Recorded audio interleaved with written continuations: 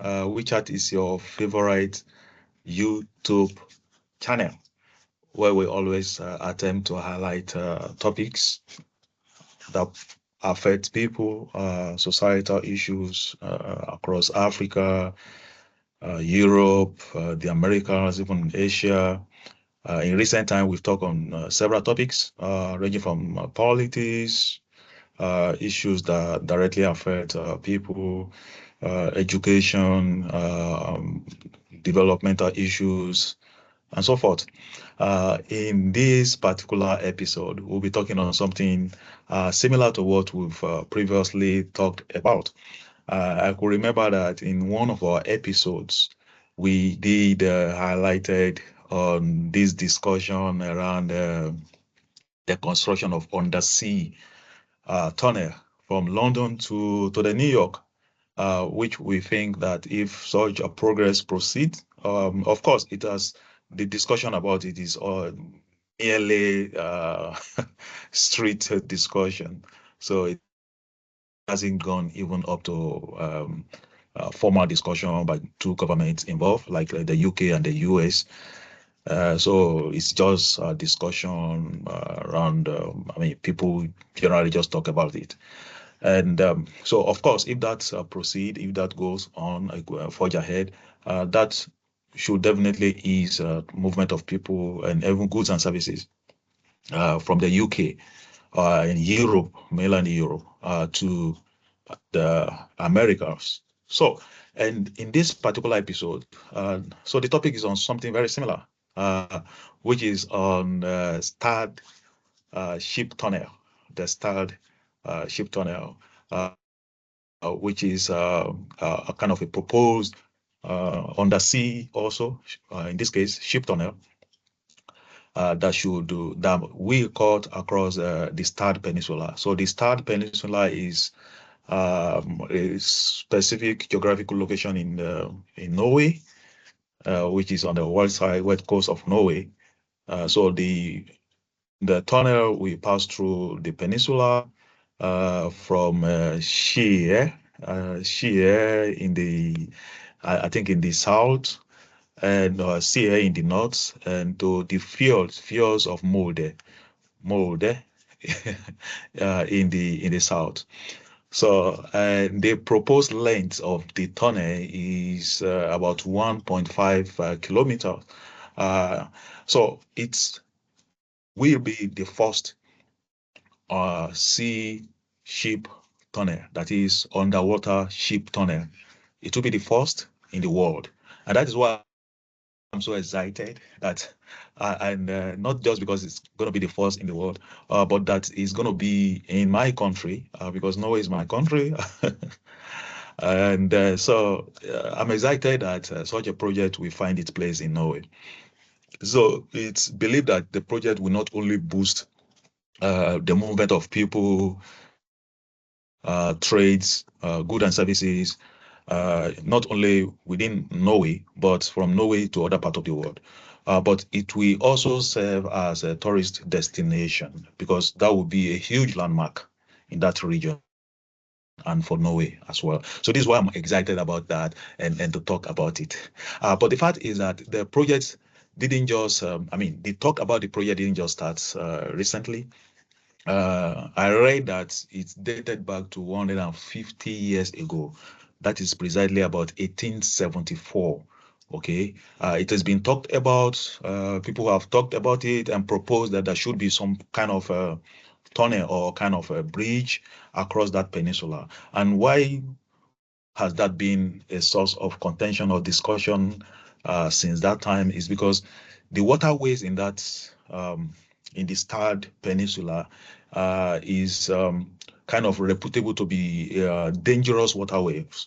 It's dangerous because of the unpredictability of the weather, or the vulnerability of the water in that region, which made travels of people, movement of people, and even goods and services to be sort of difficult, and it has caused destructions of goods and services, even deaths occasionally also to people due to accident. And oftentimes it's believed that ship have to wait a very long time in the port in order to be able to navigate, wait for a long time to have a fair weather, and is believed to have caused delay in movement of goods and services, and even loss of goods and services, and even economic loss per se. So, and that is I think the main essence of this tunnel. So, and the tunnel, like I said, is proposed to be about 1.5 kilometer long. It's going to be huge, as high as 50 meters high, and as wide as 40 meters also wide. And it's also believed to be in the tune of about 7 times, even higher than standard road tunnel. So it's going to be kind of a huge structure in that sense. And so it is believed that in the tunnel itself, the proposed speed of ship will be in the limit of 5 knots. For speedboats, speedboats are kind of faster, and speedboat could travel very fast to about 8 knots for even 10 minutes just to cut across through the tunnel. So, and what is the current state of this project? So the current state of the project is that since the end of last year, 2024, to the beginning of this year, the Norwegian government agency that is saddled with the responsibility of supervising the project is the Norwegian Coastal Administration, NCA. So NCA has called for application or bid or tender from companies, from contractors, and among all the contractors or bids they've received, 4 were selected. So currently there are 4 companies that are slated to go ahead with the bid and all the likes. And so the NCA, which is the Norwegian Coastal Administration, I also have, I think twice or 3 times now, organized conference and meeting with those companies, these 4 companies, and for proper information, even to sightseeing of that particular place. So between now and sometime in the summer, let's say June and July, so the 4 companies are expected to turn in their application, formal application, conclusion of formal application for evaluation. So between by summer to the end of the year, this particular agency that is saddled with the responsibility of supervising the project should be able to announce formally the bid winner. So which company will be now saddled with the responsibility of building this edifice. So we are waiting till sometimes end of the year for the announcement to be made of which of those 4 companies uh, will be the eventual winner of the bid. And so when that happens, it is believed that the project itself is likely to start early next year, 2026, maybe possibly in the first quarter of next year. The project itself, the construction will start, and it will span for maybe 4 to 5 years to 2030. So it should be able to be completed by 2030. It's a huge project, and it is also believed that about 3 cubic meters of rock will be removed from the site. So it's really so huge. So I hope everything goes well. Definitely, it will boost trade, boost movement of people, and even boost tourism for Norway and for the neighboring countries as well.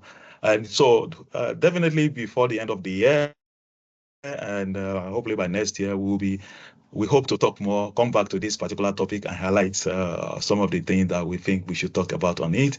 But before then, I really hope you will engage with the video, and please be free to express your comments, your opinion regarding this particular project. Does it worth it to have such a very huge project? And it's kind of very expensive because it's going around $300 million, okay, if not more than $300 million. I mean, the cost of it.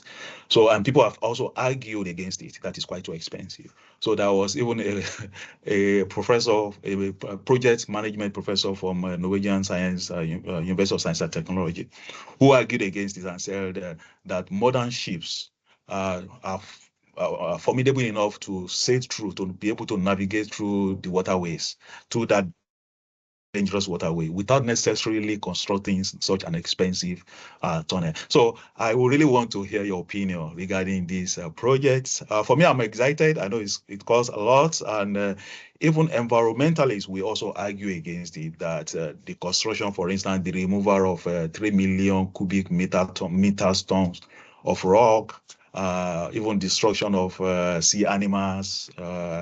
So environmentalists will also argue against it as well. So, but I will really want to hear your opinion. But for me, I'm excited to see such project, because I believe it will definitely boost economic activities and tourism as well.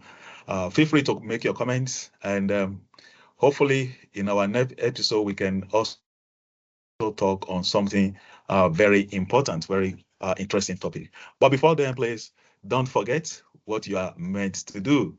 Always share and recommend the channel to your friends so that we can continue to grow the subscriber base of the channel and keep the channel engaging. Yeah, thank you. Have a nice time. It's from WeChat.